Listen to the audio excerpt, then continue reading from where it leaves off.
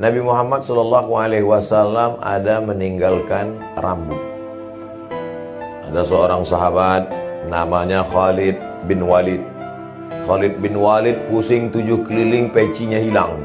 Mana peci saya? Mana peci saya? Mana peci saya? Kata Khalid bin Walid. Kata sahabat Khalid bin Walid, ngapain ente pusing nyari-nyari peci? Itu di pasar Madinah banyak jual peci. Bukan pecinya, Mas. Terus di dalam peci itu ada rambut Muhammad SAW. Aku simpan rambutnya dalam peci itu. Kemana aku pergi aku bawa, karena aku ingin mengambil barakah. Dan sekarang rambut itu hilang. Sekarang banyak yang mengaku jumpa rambut Nabi. Gimana cara membedakan rambut Nabi? Bagaimana cara membedakan rambut Nabi yang original dengan KW 16? Pertama, rambut Nabi tak bisa dibakar.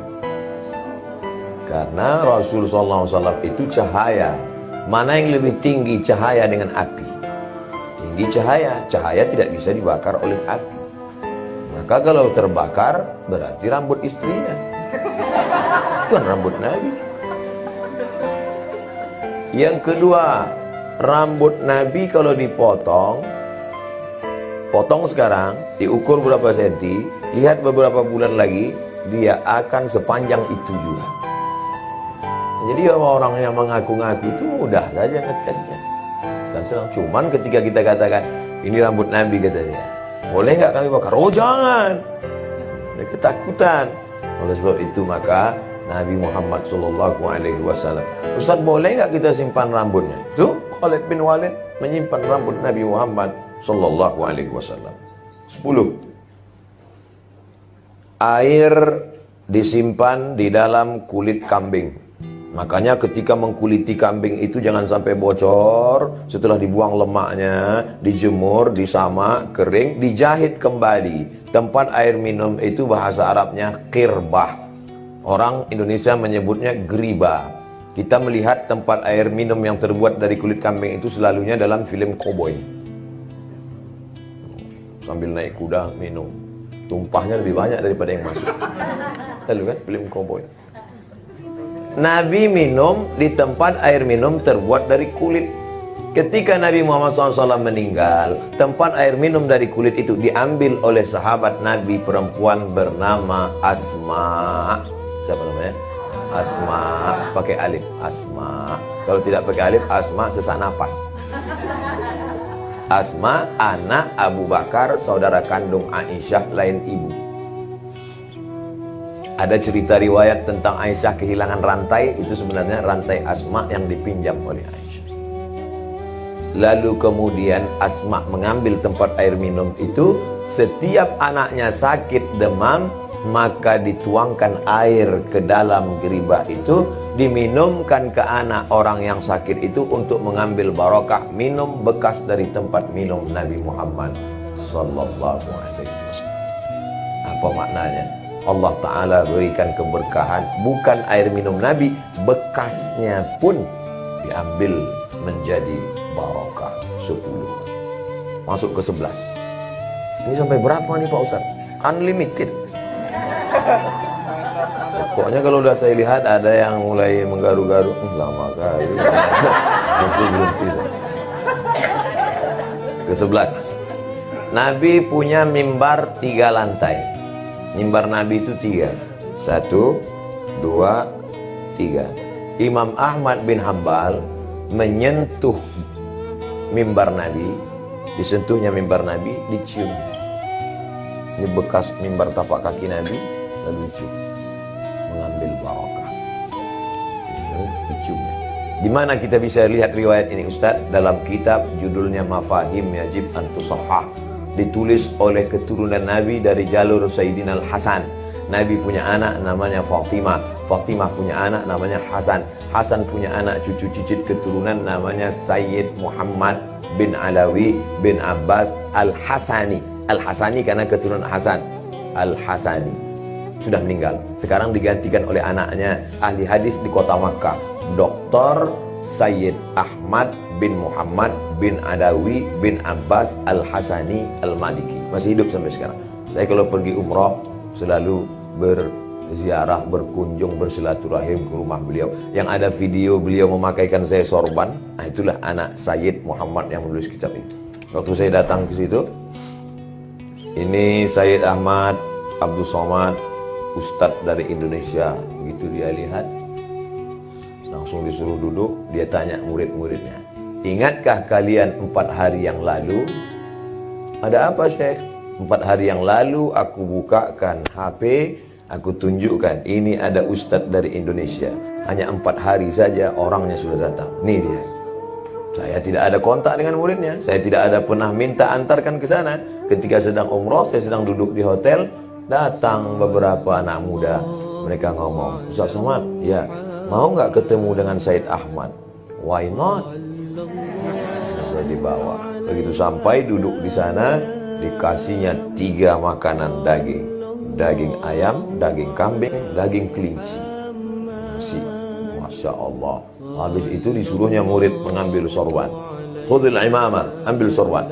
Begitu ambil sorban, dia mau ngasih ijazah pakai sorban. Dipakainya sorban ke kepala saya, pusan. Saya sudah merasa seperti ulama besar. Saya pun gini-gini. Begitu foto dikirim, baru lihat hidung hilang. Itu maka saya sekarang tetap pakai peci aja. Istiqomah pakai peci. Apa maknanya? Begitulah mereka keturunan-keturunan Nabi itu orang mulia dan memuliakan umat Muhammad sallallahu alaihi wasallam. Berikutnya yang ke-12. Pada yang ke-12 adalah ketika Nabi Muhammad sallallahu alaihi wasallam sampai ke kota namanya Taif. Taif itu 91 km dari kota Makkah Al-Mukarramah. Kalau banyak kita lihat di Makkah ada buah-buahan, apel, anggur, itu dari Taif. Taif itu puncaknya kalau di tempat kita. Maka mudah-mudahan kita bisa sampai ke Taif. Ada sahabat Nabi namanya Abdullah bin Abbas, makamnya di Taif. Maka di sana ada Masjid Abdullah bin Abbas. Sampai di Taif Nabi dilempar pakai batu, berdarah tumitnya. Sendalnya terompah kayunya berdarah. Datang malaikat, hai Muhammad, kalau sampai darah kakimu itu menetes ke tanah, rata orang Taif ini dengan tanah. Seandainya ibu, nggak usah ibu lah, saya lah.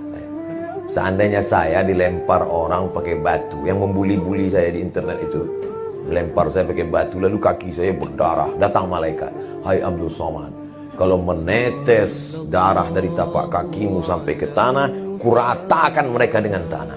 Apa yang saya lakukan? Langsung saya injak-injakkan ke tanah. Hajar.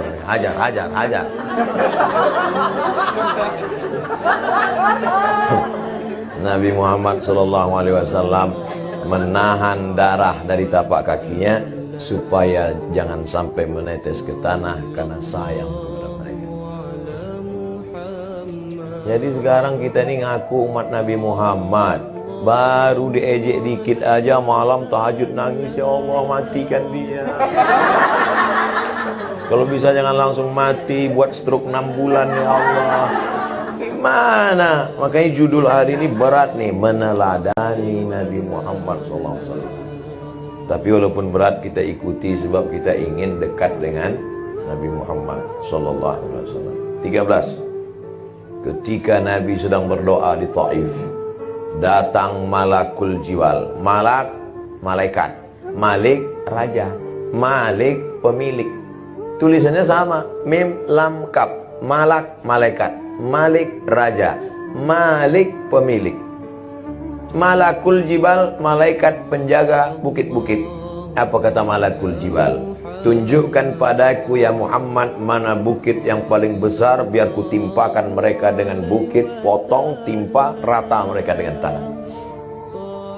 Apa kata Nabi? Asallah ayyukhrija min aslabihim man ya'budullaha wa la yusyrika bihi syai'a. Ya Allah, keluarkanlah anak cucu mereka yang akan menyembah Engkau dan tidak mempersekutukan Engkau dengan apapun. Doa Nabi dikabulkan Allah. Taif hari ini 100% muslim. Taif yang dulu melempar Nabi. Nama sukunya Thaqif, nama kampungnya Taif. Nama sukunya Thaqif, nama kampungnya Taif. Selesai pengajian, jamaah cerita ke kawannya, nama sukunya Taif, nama kampungnya Thaqif. Yang dengar ngangguk, yang cerita juga, dua-duanya sama-sama lupa. Untung ada teman kita dari Jepang yang mengingatkan, namanya Panasonic. Jadi kita banyak berutang budi dengan Jepang. Ada Panasonic, ada Sony, ada yang datang iPhone dari Belanda, dari Amerika, Apple Sumbing, iPhone. Ada datang dari Korea namanya Samsung. Satu datang dari Jawa Timur, Oppo. Saudara yang dimuliakan Allah,